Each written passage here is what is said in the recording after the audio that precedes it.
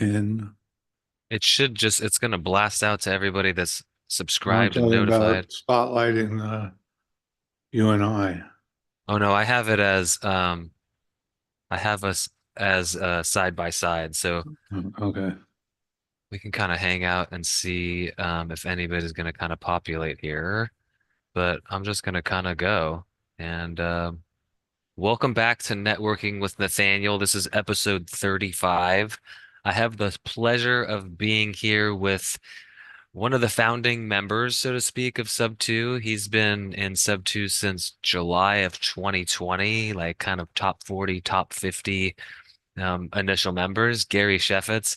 He's based in California. He's a realtor right now, working on his brokerage license, and he's been flipping for a long time. So I'm excited to get into the weeds with him and kind of learn about what he's doing, where he's been, what he's doing, and where he's kind of headed. The one thing that I know about Gary is that he likes to give back to the community. He's really he kind of saw and paced the community building aspect, and he's been a very big part of building the community. I met him when I first joined as part of the Daily Dials. So we go back a little bit. This is actually our first time really talking one-on-one though, so I'm really excited here. Gary, thanks for being here, man. It's a pleasure. How are you doing today? I'm doing great, Nathaniel. Thank you for the nice introduction. That Yeah. was, it's another first, Nathaniel, and I hope you don't mind if I tease you a little bit, but Yeah. it's also the first Zoom I've been on with you with your shirt on. Oh, okay. If it's any better, it is my You podcast. I you could do the take it. striptease, yeah. Yeah, You, yeah. the It's funny. clothes go right away, right? I was talking to my dad about it after the first live I did last week, and he was surprised that I did it with the shirt on too, and I was like, I guess it is my podcast. I could do whatever I wanted, kind of, as long as it's within YouTube guidelines. Even But your father noticed that, yeah, and I'm yeah. sure I'm your father's age. Yeah. So, I don't we don't need to get into that, Gary, but yeah, cheers. cheers. Thank you for being here. Yours is coffee, mine's tea. I can't That's stand right. this. We don't care where the caffeine comes from. That's right. There's something about the smell and the taste of coffee. I've tried it a couple times in my life. Wasn't interested in it, but it just doesn't do it for me. But all the more power to you. It's Um, like red wine. It's an acquired It's taste. yeah. Right. Well, the couple times that I found myself, I drank it. I found myself pouring so much creamer into it that it was like, I kind of was just like adding a bunch of sugar to So, Well, um, there is something to be said about lattes. yeah, just a That's a very nice different frothy. experience for the Yeah, coffee. yeah. Especially if you're on like, a nice cafe in Italy or something like that. But I want to talk about kind of kind of keeps you busy on a day-to-day basis. I know you held up a book there. You're working on your broker's license. You also mentioned you're flipping, but kind of what does a day in the life of Gary look like? Well, the truth is, it's not about flipping right now because flipping, I call flipping is a disease for which there's no known cure. Once you get that in your bloodstream, it's really hard not to do it. I want to be doing that all the time, but I realized that I needed to be a little bit more practical. And the background you see behind me is a golf property that I flipped a couple years ago. Yeah, it's beautiful. What I love the best about this flip, there's some really beautiful design elements, but the atrium that you see behind me, a lot of the property owners through the years have gotten rid of those. They've either added them to the living space or to the bedroom behind it. Okay. And it totally, to me, it took away the architectural appeal of the space because as you can see how much light that brings into the space, that is an incredibly important element in interior space being well lit. Yeah. And having that natural light pouring in really makes a huge difference. And anyway, a lot of people who saw this design for the atrium came to me and said, I hated these atriums until I saw this one. And Mm, now I want my atrium back. Well, you can't have it. You already took it away. yeah. You know, it's gone. You can't get them back. What are you going to do? Tear out your whole unit again? And what I spend most of my time now is helping sub-2 students with their real estate deals. Hmm. As a realtor, Investor Allies is a team that we built at Fathom Realty. We just added another agent in California, but right now we're licensed in Texas, Arizona, Michigan, and California. By the end of the year, we hope to be in about 20 states. Wow. And what we provide for the investor community is a fully brokered solution. You know, people, since PACE has made it a hot topic, transaction coordination, but there's more to transaction coordination is just a small part of what we do. Our mission is to protect investors through every part of the deal. Mm, And that having that fully brokered solution makes a huge difference. So that's what I'm working on a day-to-day basis. And we're bringing in experienced agents, but we're also bringing in newer agents. And I love mentoring the newer people, helping them get going on their investment journey. So what we're trying to do is help our agents not only provide great services for the investor community, tailored for the investor community, but also help them attain their investment goals and start building their generational wealth, get them yeah. on that journey. I love that. I Yeah, it's awesome. How many, I know you mentioned 4 states now, you're looking to expand into 16 or 20 more. How many agents do you have in your fold right now? 7. So Okay. we're just adding an eighth. And I love that. I'm working with some awesome people like Nahid Alipur and Josh Norber, who together probably are the smartest people I know on the foreclosure process.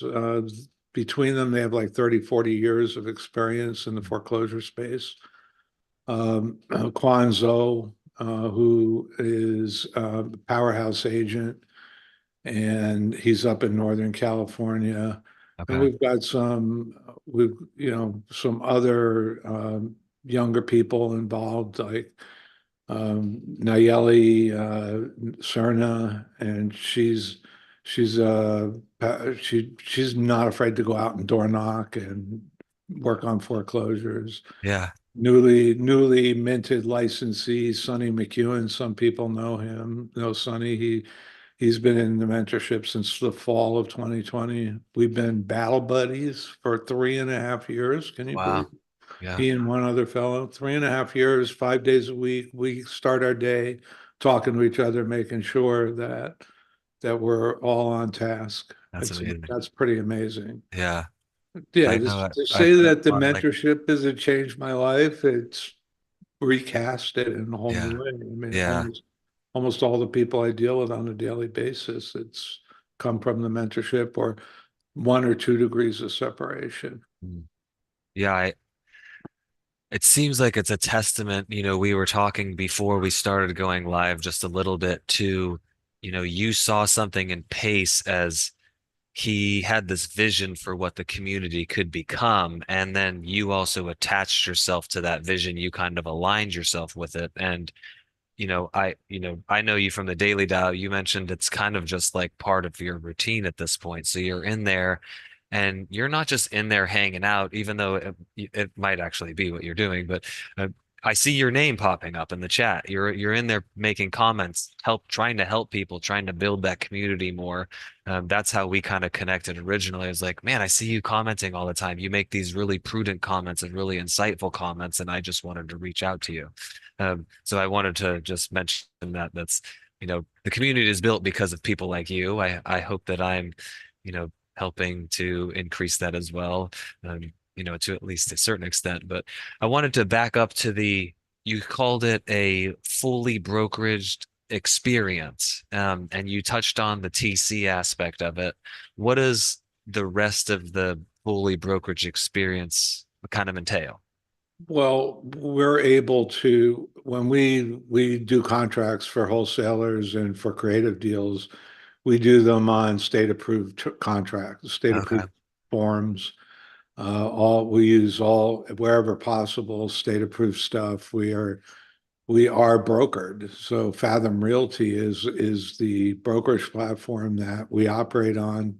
Fathom is in 38 states. Okay. So we're using state-approved forms. We are licensed, so we can write the contracts for you.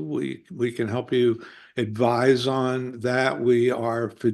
Once you're working with us, we are a fiduciary. So Okay. we have a fiduciary responsibility. Unfortunately, there are a lot of people doing licensed work without a license. So, but because we're part of a major brokerage, NASDAQ traded, we have layers of quality assurance behind us, which I love. I have every document I produce is reviewed by another broker, and as a corporate QA is behind that as well. So we have E&O insurance that protects us at a much higher level. So if we screw up, you're as a and we don't. We try, it's just, you have a license, you want to keep the license. So Yeah. you're fairly highly motivated to pursue a quality transaction. Mhm. So that's what I mean by fully brokered. Every one of our deals. So there are a bunch of states, for instance, where wholesaling is limited or illegal or virtually illegal, Right. right? Illinois, you're allowed to do one a year without a Yeah. license. California, the first seven you can do. After that, you're practicing real estate. You need to be licensed. Okay. Oklahoma, zero. Hmm. Michigan, five. It's funny. There's no uniformity across the U.S., but Yeah. wherever it's limited, if you work through us, you don't have to worry because it's broker, Right. right? Okay. So you're using our licenses. Yeah, you're helping wholesalers navigate these waters. Um, Well, we're covering their butts, essentially. It's right. Yeah. yeah. And you mentioned uh E&O, I think it was E&O insurance. That's I've never heard that. Errors and omissions. Errors and omissions. Oh, E And that and O. is, Okay. yeah, the E and O. Okay. So that's something that every, professional organization really has to have. And it is the most expensive part of our ability to provide a service Yes. is those E&O fees that we have to cover. What would an E&O insurance cover? Like what is an error and omission? Is this If related to the contracts? Like, yeah. the contract, the transaction, anything along the way, if we screw up and it ends up costing our client money, then we are insured for Mhm. losses due to uh, you know, our professional performance. If it's Okay. not up to par, then but having that protection, that's huge. Yeah. And the having it at the level of being able to ensure our work on contracts, et cetera, that's an enormous benefit to our clients. Yeah. That's And it's a huge part of the broker. We have to pay brokerage fees. So we have a higher cost. There's a higher cost to providing the service, what it costs us to provide it, because it's not just a bunch of us sitting in offices pushing paper. We have to, the continuing education investment, but the continuous learning that we have to do in mm, order to be able to provide this level of service. But beyond that, the actual fees we got to pay the brokerage. So for instance, I have a $550 fee I've got to pay for anything that's 600 and below, $600,000 worth of value okay. property. And then it starts escalating. Above 600,000 to 1 million, I got to pay an additional $200 to the For broker. every deal that you, Yeah, and then it goes up $250 per half a million beyond yeah, that. it's just, So yeah, and that's all to fund the insurance. And the insurance just got out of control because I'm sure you heard about this NAR settlement, right? The whole yeah, lawsuit with NAR. And yeah, so now that one of those has prevailed, every freaking real estate organization in the country has gotten into some lawsuit or another. yeah. So it's just driven up the cost of being able to provide the service. So we do fixed price deals. We're not taking big fat commissions from Okay. our customers. Okay. So we operate at fixed price, but we also have to the price is fixed, but it goes up to cover our costs. As the insurance or the brokerage fees increase, so Right. does the fixed price. Yeah, that makes sense. I mean, it would it would increase if you were taking a 3% commission, but I'm guessing it probably doesn't increase as much as Well, we're that not would. we're not taking a 3%. We're doing a Right. fixed price deal. Yeah. Our base fee is 1,600 for a wholesale contract, assignment contract. It's higher for creative, but we know how to do the creative contracts. We have an attorney on our team that does all of our promissory notes and our all-inclusive deeds of trust, or a mortgage if it's a mortgage state. That we don't touch stuff like that. Okay. We make sure that the properly licensed people are doing. When there's certain parts of the transaction that require an attorney, we bring in our attorney Okay. for Are that you part of it. We you mentioned the four states now, so is are those the only four states that you're working in, that this like attorney's able to work in, that your transaction coordinators are making sure the Well, transaction. our all of our transaction coordinators are licensed. Okay. So we're not, we're all licensed agents at this point. Okay. We don't have any unlicensed people Yeah. working on our team. One of our agents is top tier certified. Okay. Molly's done amazing stuff for the community. Love that woman. She totally gets it. Yeah. She is on the mark. I tell people, if you're into understanding the real estate transactions, and you're in the sub two community, never ever miss a Molly Zoom, because it's like, she is to the transaction what um, Pace is to the real estate expertise, or Yeah. what Cody Barton is to the business engine. These Yeah. are people that, you just, if you're focused on the transaction, you just don't want to miss anything Molly does. That's for sure. We're so lucky to have her. And Yeah. Pace It's a he. brings in some That's what I amazing was just about to talent say. too. Like he has this magnetism, I guess. But he has this vision, and he exudes that this vision is going to be seen through, and he draws people like the Molly, like the Cody, like yourself, um, to him that are, we're all on board and we're all going to see it through as well. So we've made a pivot, and I'm hoping that that is coming through when I talk to other people like, hey, we have these goals and we're going to hit them. And so come along for the ride. It's exciting. Uh, to go back to the E&O, it seems like this is something that all transaction coordinators need. Is this something that just like closing attorneys, title companies, they're needing as well? They're Oh humans, yeah. they make mistakes. And in the medical field, we call it malpractice insurance, Okay. right? But it's the same type of thing where you're Yeah. ensuring that you're delivering a quality product.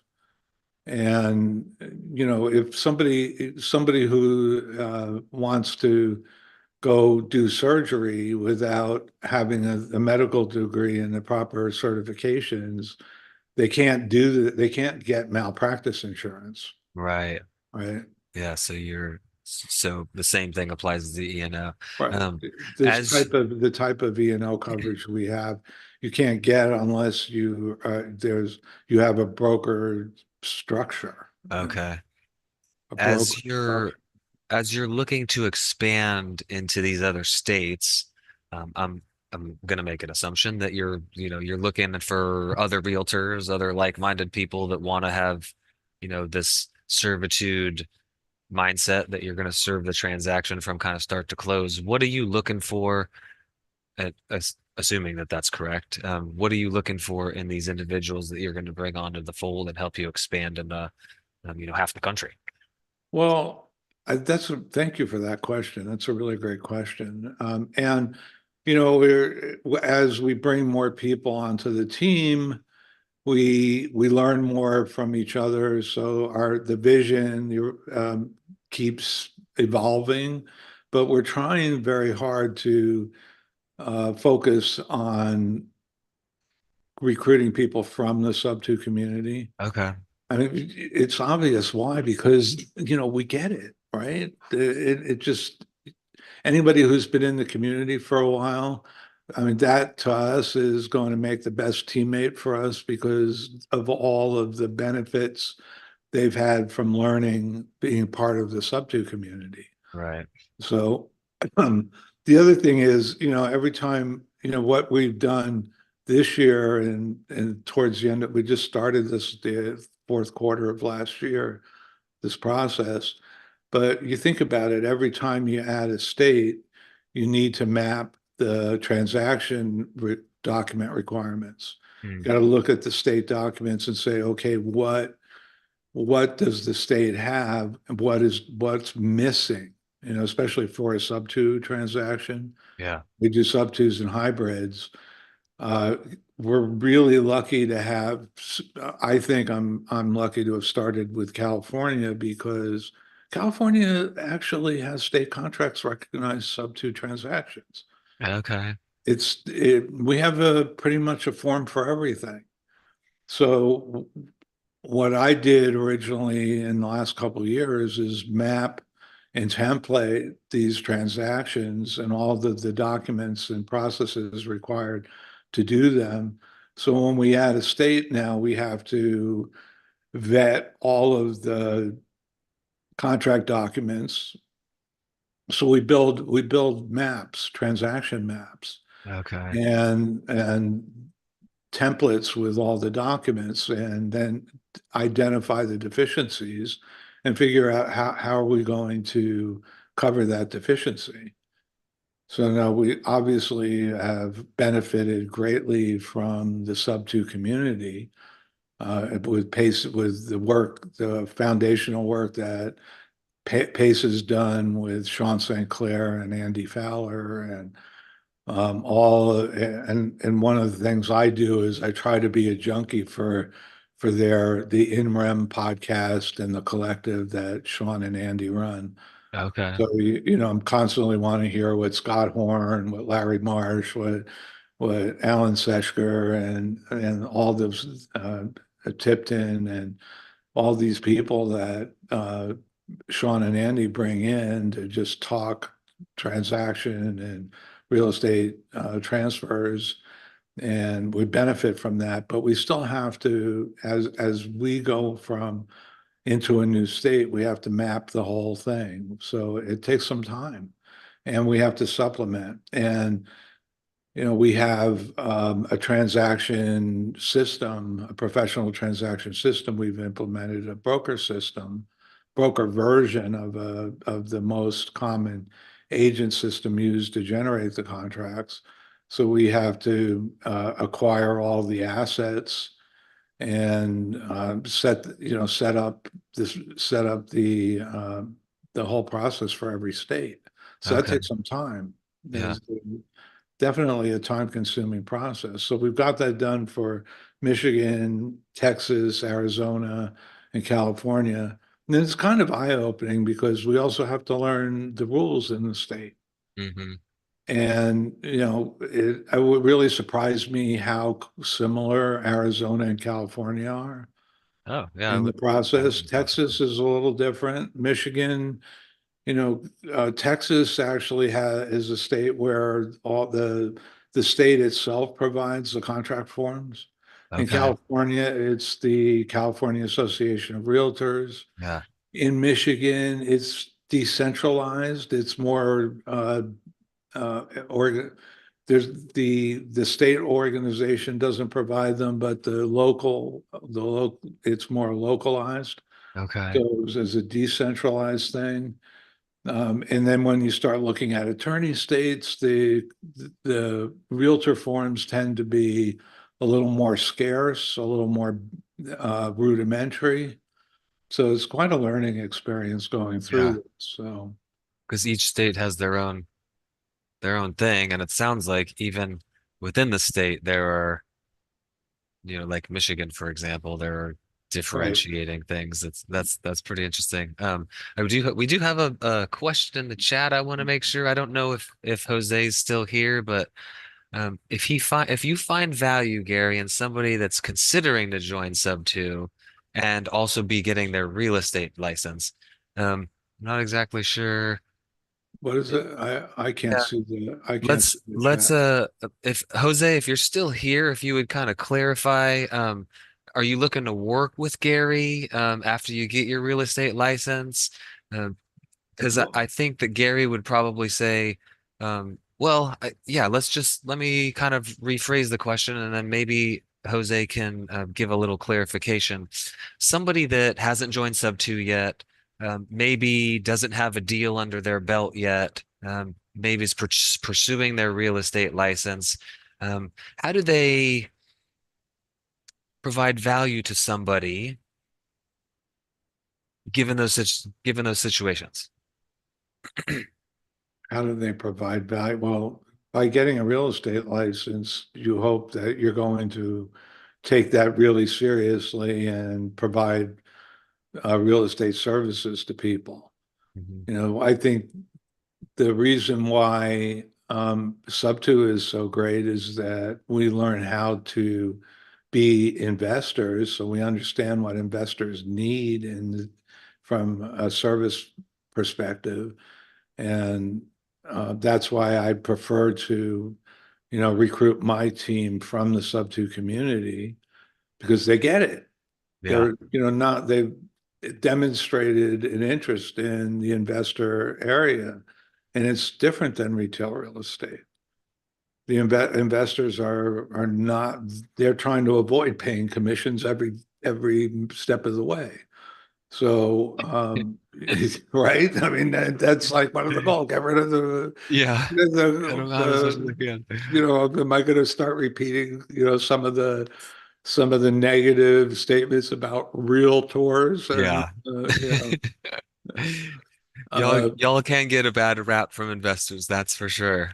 Um, well, hey, there are tons of lazy licensees out there. yeah. I mean, anybody in the industry knows that. The top 5% of agents out there are producing 80, not 80% of the transactions. Yeah. And, there are a lot of people who get their license just to have some identity. Mm, Does that make sense? Like yeah. I can show up at the Chamber of Commerce, so I'm a realtor. Here's my Right. card. Yeah. I think And it's a little bit not to devalue it, but the barrier to entry to getting your license is low, right? Like so a lot of people that maybe are in a flux with their career, not sure what to do, and then they see HGTV or they hear somebody that's doing very well in real estate think, "Oh, I'll go get my license." And then they realize like, "Oh, it's not easy." Right? You still have to put the work in, right? As you're very well aware, you're expanding into a bunch of other states. You're spending a lot of time figuring out what the rules and the regulations on each of those state are. It's difficult just for one state. You're doing it in 25. I wanted to kind of go back to Gary's question here. I mean, Gary's question, Jose's question here. Um, I don't know if I asked it just like he was gonna ask, but everybody has value they can bring, whether they've done a deal, they have 100 deals in their belt, they've got one flip under their belt, or they've got, you know, 5 years of flipping experience, Gary, right? Um, Well, look, excuse me, oh my yeah, voice is just yeah, my, mine's going through a little froggy. mine, it goes, it happens to me every day. The, the barrier to entry varies state by state. Um, California, you got to take three college level courses, Oh, pass okay. three exams. Yeah. It's, it's significant learning that you have to do. The three that you have to do, the practice and the basic contract stuff, and you have to, then you have one that you get to choose. I think the best one for people to do if they're getting their license in California is uh, the finance. And I say that because that's the most valuable to understand, most valuable stuff to understand. The broker's license is an additional five college level courses. So we're talking about 45 hours each Okay. Okay. study and Not as low a barrier to individual entry. tests for a broker license in California. Well, California, there are some states where the barrier is very low, Yeah. but the role of a real estate agent is primarily a sales role. So, what some states want to set the bar at is at least you understand how not to get into big trouble, Yeah. being a salesperson. But anybody who becomes a master of a craft knows that you have to spend those 5,000 hours to perfect your skills. Right. You need to spend, it's a very deliberate thing, just as any worthy pursuit is. Yeah. Any craft, you need to invest the time. And real estate school, even in California, they don't teach you anything about executing on a transaction.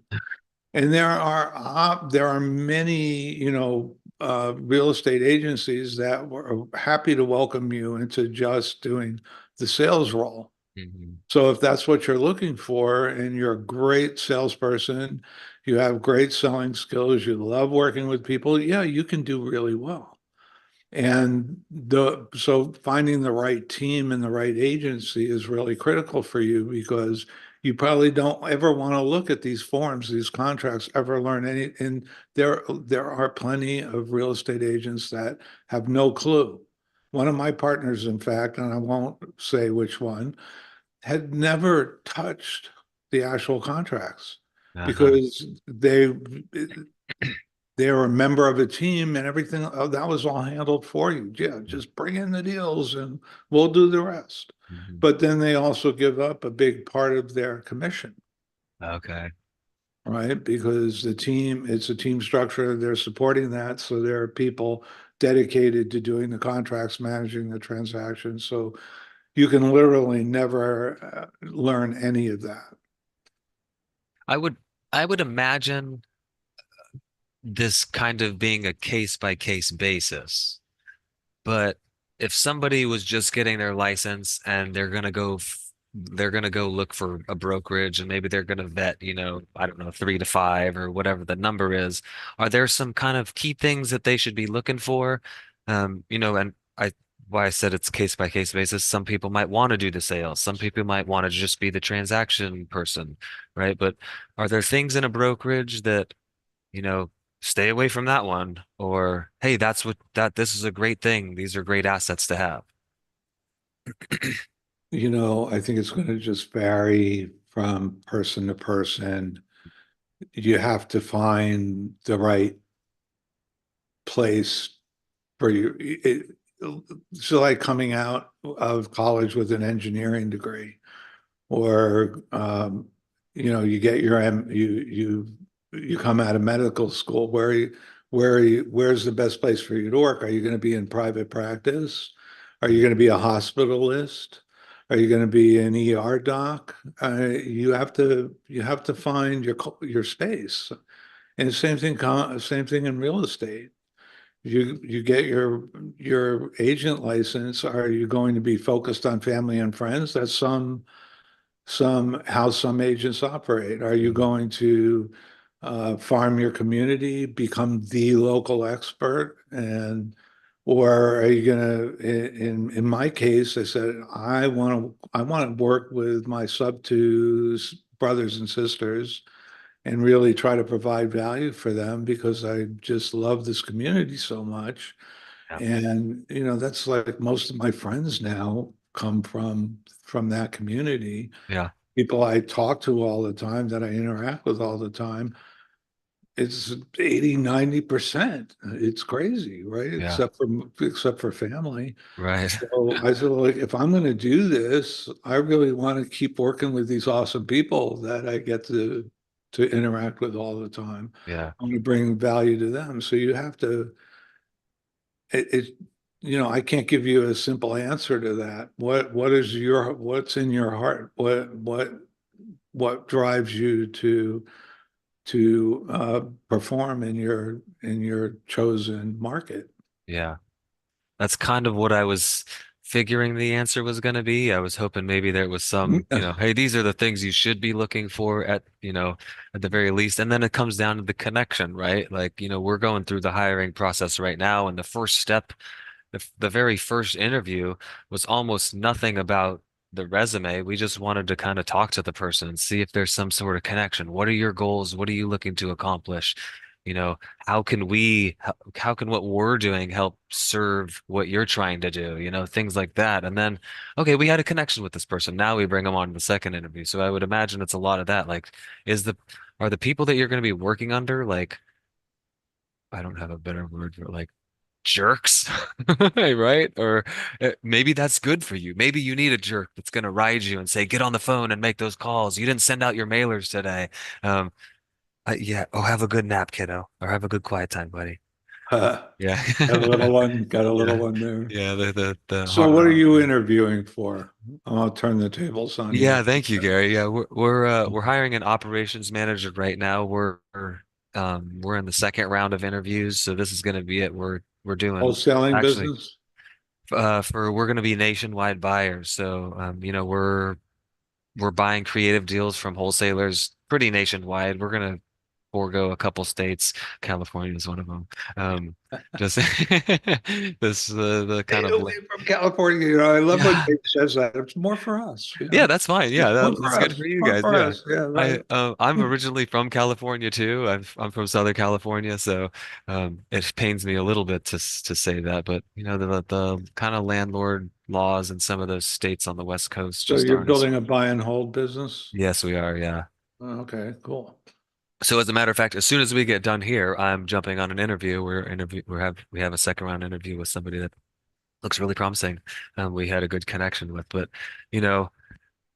It seems like when you're going to, you took this time, especially in a state like California, where it's, what is it, 90, 135 hours of coursework. I think you said 45 hours per course, three courses, something like that. Right, just to get your agent's license. Yeah. Yeah, you spent this amount of time investing in this thing. You don't want to go into a brokerage where you're not going to jive with the person, right? You don't have a connection with the person. They have a vision for their company. Do you buy into their vision? Do you need somebody that's going to ride you? Do you need somebody that's going to lift you up and say, "Hey, you're doing great, Nathaniel, give me a pat on the back." I'm more of that one. Hey, good job, buddy. Um, Mm. but I wanted to, we only have a few minutes here. There's not Jose loved the question the way I kind of rephrased it for us. So that was helpful for him. Do you have any books, podcasts, documentaries, anything like that that either helped you in your journey as a realtor, a real estate, investor, or even just something that Gary particularly enjoys? Well, I mean, that's a tough question because yeah, there are some books that have impacted me heavily in my approach to business. But you have to understand that real estate's been something I've kind of done um, along with other businesses I've owned and run. I'm a startup guy. I love doing Okay. startups. Yeah. I love innovating business models, and that's why to me, Investor Allies, this is my last one. I don't think I have any more in me after this, but I figured I have one more startup. And to do something innovative in the real estate field, well, that to me is extremely enticing.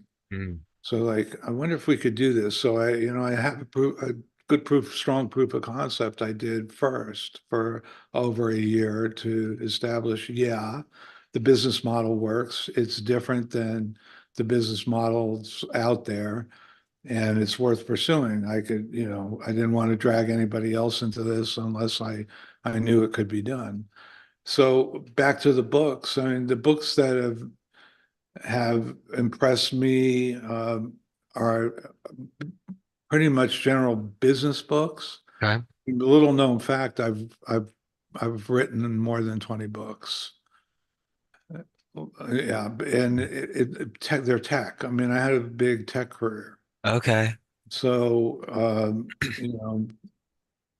yeah, I wrote a lot of books, and they're horribly boring, and they're all out of date now because they're all about technology and implementing technology. But there, if you want, I don't know if recommending business theory junky books is the appropriate Maybe not for so, this. All maybe right, not so. I'm gonna say it. There's an MIT professor. I don't know if he's still active at MIT. Okay. Peter Senge, Senge. Peter Senge wrote a book in the 90s. I forget when it came out, but it changed my life in business. It's called The Fifth Discipline, Okay. and it really talks about the disciplines of a learning organization. And I've done a lot of work through the years helping large corporations, mid-market companies, even small ones when I first started, solve their problems and do process re-engineering. I would say that's one of my great gifts and skills is re-engineering processes.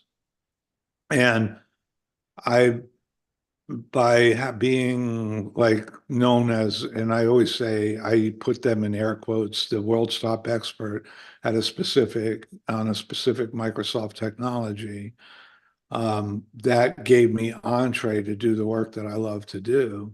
Mm, And, people hired me because of my technical expertise, but I was successful because of my organizational process re-engineering expertise.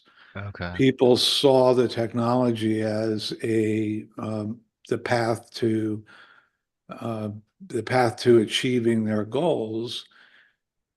And people have this tendency to think that technology is going to solve their problems. Technology enables, Technology is an enabler. It enables solutions. Mm, But the real key is driving the organization into managing that change. mm. So I've had the pleasure of working in large pharma, automotive, a lot of tech companies. I mean, I used to implement Microsoft would hire me to implement their own software internally. One of the best projects I ever worked on and enjoyed so much was re-engineering the car launch process for Mercedes-Benz in the United States, Hmm, helping them take that process from tribal knowledge to process driven. And it was just such an awesome project. And pharma companies, I know way more than any freaking person like myself should know about monoclonal antibodies. Okay. Like I have so much useless information in my. Maybe Uh, it's useless in your venture now, maybe. Yeah. I wondered, like, I know we don't have a whole I lot of don't know time, what but your end time is. oh yeah, pretty like 5 minutes. Oh, okay. I wanted to just, I guess you've got so much experience in a lot of different assets. I almost wish that we had touched on this earlier so we can dive into this, but it seems like we could probably go for hours. And I could keep finding out new stuff about you and new, new ways that you could provide value to people. But um, if you had to kind of,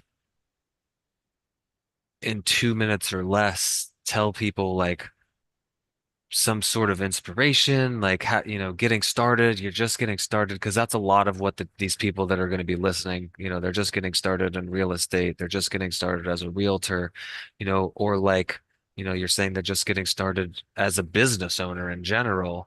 Um, I was also curious what the heck the four other disciplines are, but we can leave that. I can recite them, but Yeah. the fifth discipline, we didn't even say what the fifth No, discipline yeah, I like what was. if any like parting kind of words of wisdom for somebody that's just kind of getting started, or trying to continue their traction. I know that you've built some up in multiple different facets, so I'm sure you could do more than 2 minutes, but kind of like a Do note. what you love, right? I mean, it's just there's no great wisdom I have other than the wisdom that everybody, that thought of if you do what you love, you never have to work a day in your life. Mm, And look at Pace, the many. I mean, he's a great example. yeah, The hours and hours he puts in. I'm the same way. I get up at 3 a.m. I go to bed at 7, like 7:30 the latest. I get my sleep and I wake up and I'm passionate about what I'm doing, and that's what's important. yeah, Be passionate, do what you love, find your space. And that's the best advice anybody could give anybody. yeah. I like to do what you love, and then, sometimes it just makes me think that sometimes the things that you love, you have to do other things as well, in order to keep pushing towards that thing that you love. So just flipping it, literally just the words around to love what you do as well. Sometimes, it takes, you got to sit there and do an Excel thing, and that's not necessarily the thing that you love, but it is a requirement for doing, yeah, wait. I confused myself a little bit, but I Love think what you do, do what you yeah, love. yeah, yeah.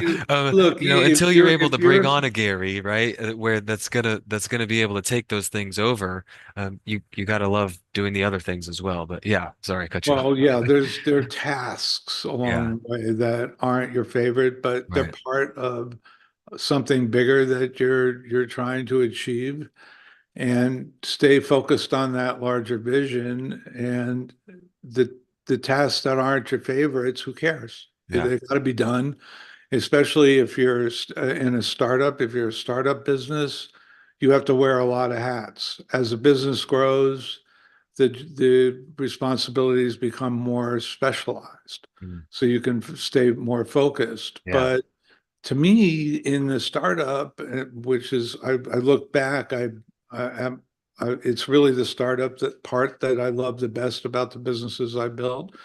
And if I knew then what I know now, I probably would have gotten out of every business at the 5 year mark. I okay. I joke that I had a 10 year. I realized that I had a 10 year attention span for a business, but looking back, I should have gotten out at year 5 on all of them, Hmm.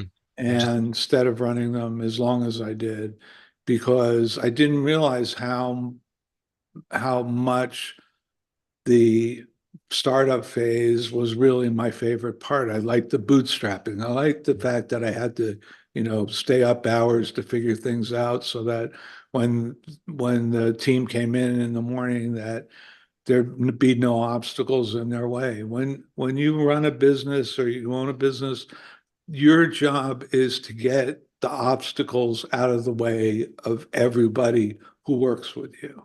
Yeah. That's your primary job. Just Mm. remember that. You wake up every morning, your job is to remove the obstacles. And And I let think them just kind of do what they're doing. Yeah. anybody who has start and run a business will say, hey, yeah, that's right. You Yeah. know, you've got to get the obstacles out of the way. Yeah. So how's that for a parting? I love it. Well, yeah, that's beautiful. I appreciate your time. I appreciate everybody that was here to join us while I chatted with Gary today. We don't have any other questions in the chat, so I think this is a great time for us to cut it. It's been a pleasure, Gary. Thank you for being Likewise, here. Yeah, Nathaniel, and you managed to keep your shirt on for the I whole did. hour. Yeah. Maybe next time I'll take it off.